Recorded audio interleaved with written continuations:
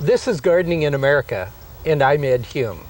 Today we're in Orlando, Florida, and we're at Lew Gardens, and I'm with Robert Bowden, the director of Lew Gardens. Robert, where is Lew Gardens? Lew Gardens is just north of beautiful downtown Orlando, and we're very fortunate to have such a green oasis and all the things that are going on in town. Is this an old estate? Originally it was homesteaded in 1865. The house was built in 1888, and it's been a public garden since 1962.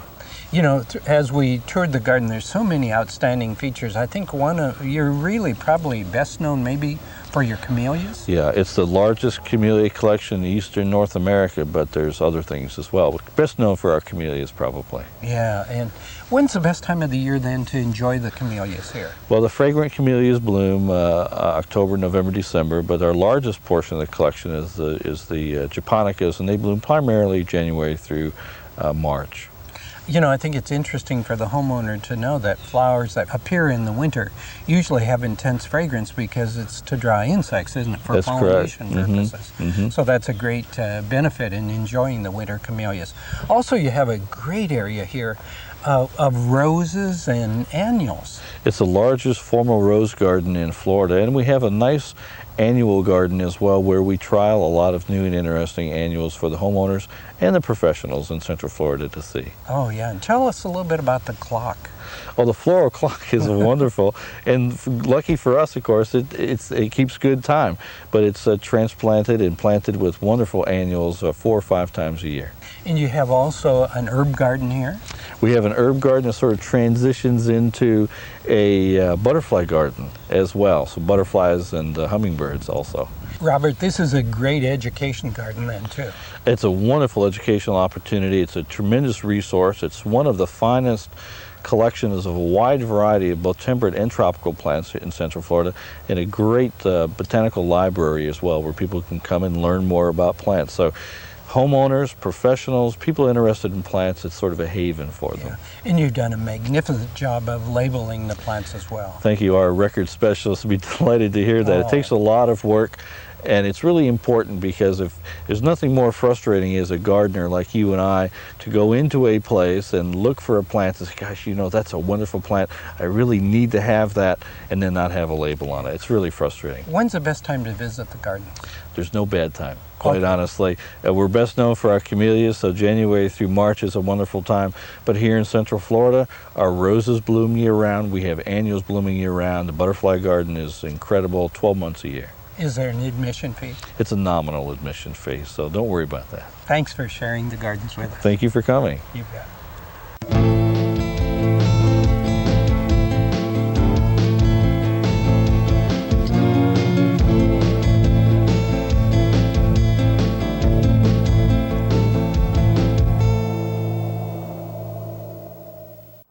One of the beautiful plants to use in the garden for fall and winter color are the winter flowering heather.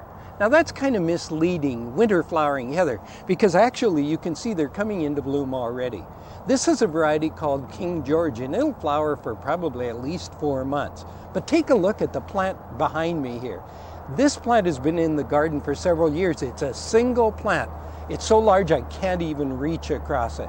But you know what? To keep it really nice looking, after it finishes flowering, every year I shear the plant down to the bottom of the dead flowers. And that makes the plant really bushy, and they don't get that hollow center or bare center that heather often get.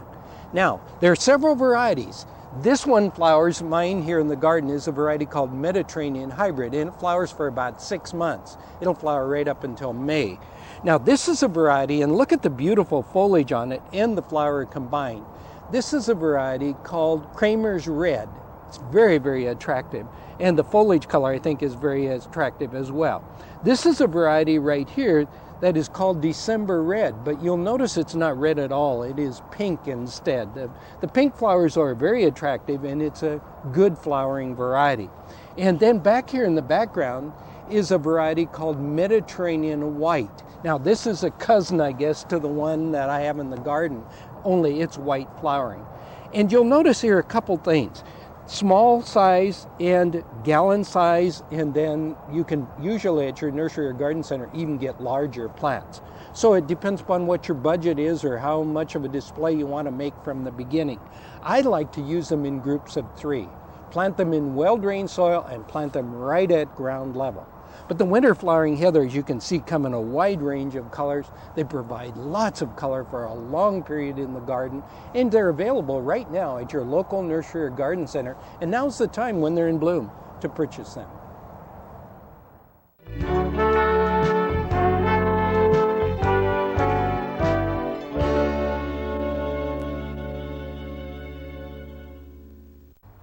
Now that the autumn leaves have fallen, this would be a good time to start building a compost pile and make it in a bin. And now we've got a very nice bin that we can use, and there are a whole bunch of different types of bins. There are the rotating types. Some people even make them with pallet boards.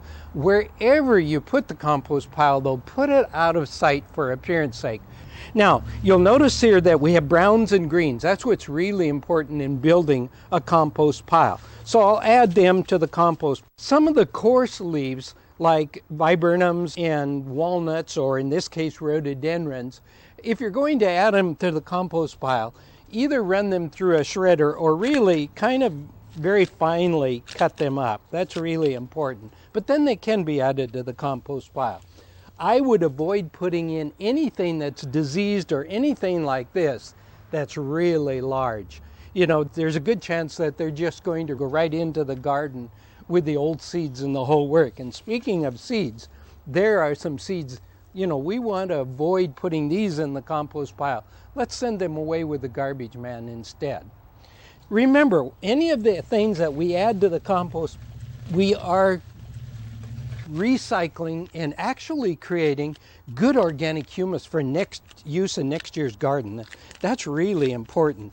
And again, see, this is a fairly coarse leaf, so I'm cutting it up in little pieces.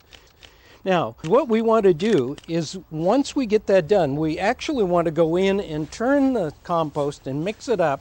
And during the winter, we're only going to have to do that probably about once. But we want our initial stack here about 4 inches high. And then what we want to do is to add a little bit of lime to the area over the compost, like so. And then I want to add a compost maker to help break down the compost. And you can buy that at any nursery or garden center. Just add about, it'll tell you right on the directions. In this case, it was about 1/2 cup. So I've added that compost maker. The next thing then I'll do, if I'm using any kitchen waste, particularly that might attract rodents, it would be very important to cover this with about 2 inches of soil. It's important anyhow, but let's do that anytime we add any material to the compost pile.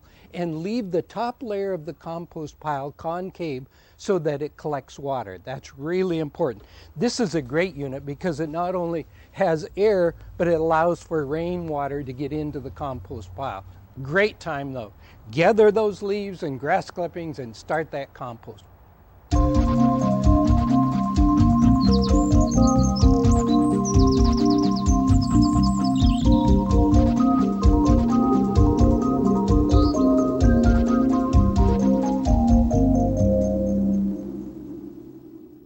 Are you wondering what to do with the vines in your garden? This is a beautiful wisteria. It's the first year it's been in the garden, but it did have a couple flowers on it. It'll even be prettier next year and probably totally covered with flowers. But there are a couple things you need to do. This needs a little bit of pruning. Some of these large vines should be just trimmed back a little bit, because when you trim it back, of course, you're forcing new growth to develop on the vine, and that's really beneficial whenever you can do that. And the other thing I think that's kind of important about the wisteria too is that when you prune it back considerably, that encourages new growth to develop. And the more new growth, of course, that you develop, the better the plant's going to be and the more flowers you can get on it. So to shorten a few of these is really a good idea. And this is a good time to do it. You can do it now, you can actually do it even a little bit later into the season. It's clinging in a few places and wants to hang up. As far as the wisteria vine is concerned, it also will benefit from an application of lime at this time of the year. So to spread a little bit of dolomite lime around the base of the plant is not a bad idea. I'm going to just do, about 2 small handfuls. Not only does the wisteria like the calcium, but it also loves the magnesium in the dolomite lime. Now, this is a hydrangea. It has nothing to do with vines because this is not the vining type.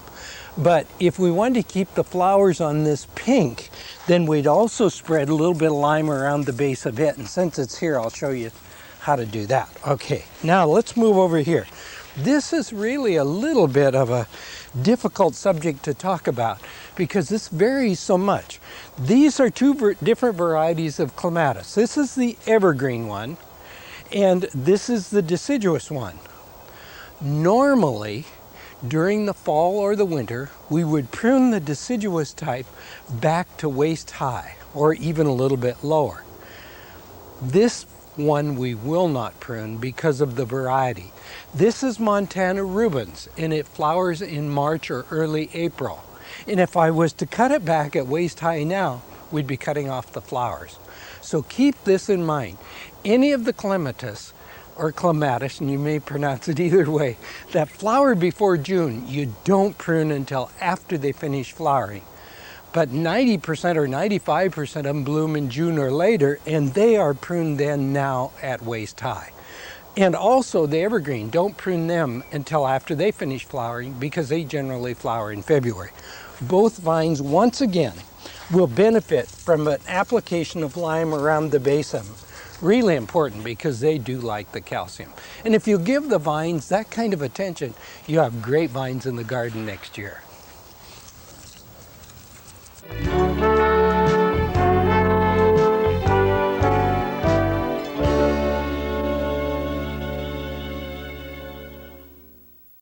Here's some great gardening gift ideas that are priced under $20 for that gardener on your list. First, a couple of the indoor planters that you can use are actually container gardens. This is an Italian herb garden, contains basil, chives, and oregano. It's a do-it-yourself indoor garden. It's really nice. And then this one is the Contented Cat Garden. And it contains catgrass and catnip.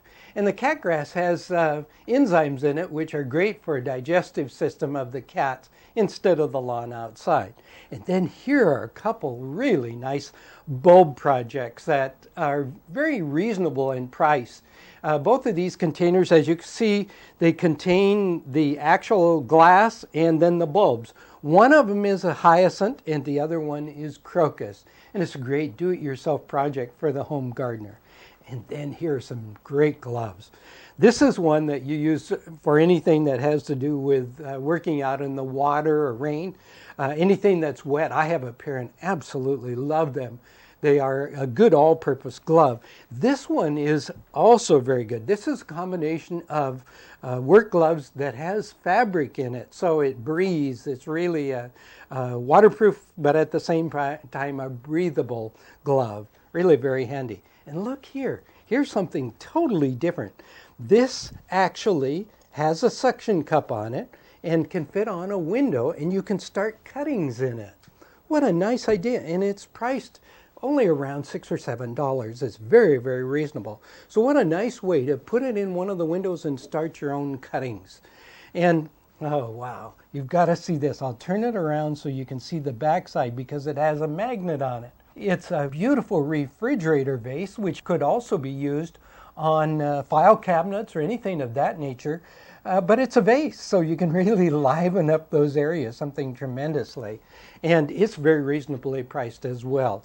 And here's a great inexpensive stocking stuffer or inexpensive gift. It's an easy lift hanger, which all you do is fit it on the broom handle, so you don't have to buy any special implement. And it's great for putting up chimes, hanging baskets, bird feeders, or actually bird houses even. What a great idea. And now that you're ready to wrap your gift, you can use some wrapped cloth, which is 100% recycled. It's textile fibers and plant material actually together. And you'll notice the grasses here and the flower petals as well. This is a great way to give a gift that says gardening inside and out.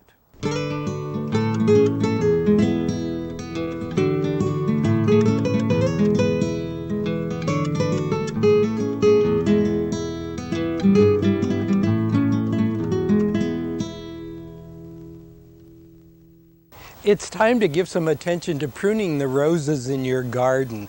Before I do, notice that this bud is almost ready to open, and there's a tendency for us to, let it flower out, and maybe that's all right. But also we've got to take into consideration cold winter weather. And with that in mind, it's probably best to go ahead and prune the roses at this time. Now, we do the severe pruning in late winter or early spring. We're only heading them back a little bit at this time. But notice that there's still some leaves on the roses. And notice here, for example, there's some black spot disease. So it's really important that we get that kind of disease away from the plant. Now, there's a tendency for us to go in with the head shears and just prune them back. But let me show you why I don't think that's a good idea. If we can, let's go in. Now, we're going to do this at about waist high, about 36 inches or so. If we go in with the head shears, is what we do is we just cut across the top like so. Then what happens is water forms if it rains on that cut. And then what happens if it freezes? Die back. So let's instead make a little bit of an angle cut so any moisture runs off of the cut. And you can do that then with this pruning shears. And let me just show you how quickly we can do this. We can do this whole plant in a relatively short period of time with just a regular pruning shears instead of with head shears or lopping shears or any other kind of shears. So we're heading that back basically right at about waist high.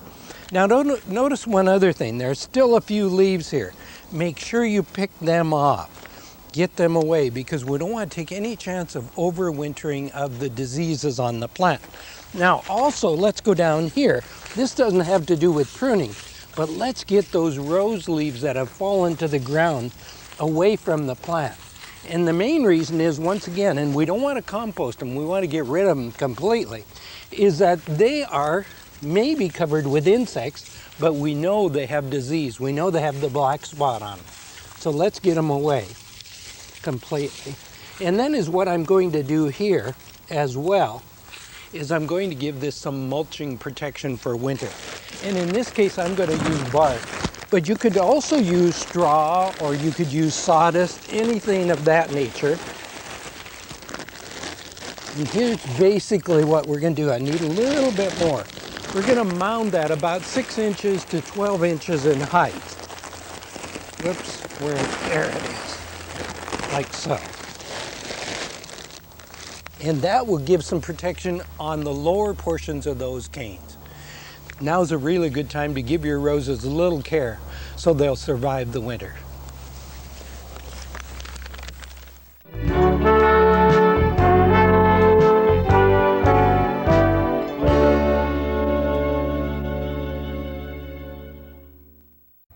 We're in Orlando, Florida at Lew Gardens, and I'm with the director, Robert Bowden, and we're in the palm area. Robert, what's a beautiful palm behind us? Oh, that's a Bismarckia, or Bismarck palm, comes from Madagascar. It's very cold sensitive, and that's one of the reasons why many of these palms are here. Oh, is what's so neat, I think, and for our viewers particularly, is that they can get an idea of the different textures of palms alone, much less the color of the fronds on the palms. That's right. We have over 250 different types of palms growing here. In addition to the aesthetics, which is a wonderful part of the garden, of course, we're also undergoing some cold hardiness testing. Oh, neat. Mm-hmm. In fact, I live in Washington State, and the winters can get down into, probably the teens, and I grow palms in my garden. Well, we have done through our evaluative research here, found out that many of the palms, which were previously unknown to be cold hardy, are actually cold hardy. We have many that are hardy to 15 degrees. Right. Yeah. In fact, I grow the variety windmill palm, and also Washington robusta does well under those conditions. Yep. Tell us a little bit, where do all these different palms come from? Well, they come from all corners of the world. We have some here from Madagascar and the Seychelles Islands, and of course from Africa and South America. And again, those are primarily those areas where it's a little warmer, but a lot of these palms we're finding are hardy in the colder, and I say cold, into the teens here in Central Florida. You know what I find very interesting here at Lew Gardens, and not only in this area but throughout the gardens, what a nice job you've done of signing. Oh, well, thank you. Well, it's nice to hear that, and I'll be sure to let someone know who does all the work. Okay. But, you know, this is a living resource. It's a germplasm repository, and we really want people, we have so many professionals and homeowners who come into the garden and say, gosh, I really would like to get that palm. What's the name of it? And it's really frustrating if you don't know what it is. So we try to label as much as we possibly can. Yeah, and the important thing is you just hit upon it. You do a great educational job here, not only with the public, but with those involved in doing landscaping, like landscape architects and contractors and etc. That's right. We have over 25 different groups meeting here on a monthly basis, and included in those groups, the plant societies, are those, you know, the local chapter of the American Society of Landscape Architects and the Landscape Contractors Association. These are all important groups to have here at the gardens because it is an important resource. There's so many things that go on here at the garden, but tell me just quickly about the tropical ravine. Oh, a wonderful tropical ravine garden. It's the first garden you really see as a visitor coming into the garden. People coming to Central Florida expect tropics. Sure. So we have lots of bananas and heliconias and gingers and so on. It sort of sets the tone, if you will, for what they're about to see. Thanks for sharing the garden with us. About 50 acres, in fact, here at Lew Gardens. That's all the time we have today. Hope you can join me at the same time next time for Gardening in America. Have a great week.